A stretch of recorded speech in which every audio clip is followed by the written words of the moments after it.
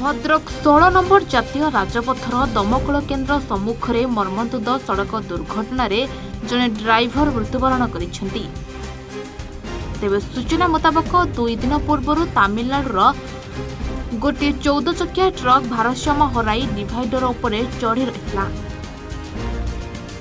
तेबे सही गाड़ी श्रमिक माने माल अनलोड करुवा बेले सही समय रे अन्य एक हाईवा गाड़ी बालेश्वर भद्रक अभिमुखे आसुवा बेले छिड़ा होइथिबा दुर्घटनाग्रस्त ट्रक को पछरु धक्का देथिला।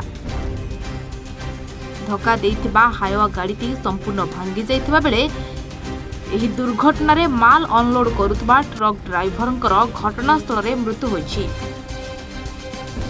घटनास्थल रे हाईवा पेट्रोलिंग पुलिस सह ग्रामांचल पुलिस पहुंची तदंत करथिबा बेले मृतदेह को व्यवच्छेद पई भद्रक मेडिकल को पठा जायछि।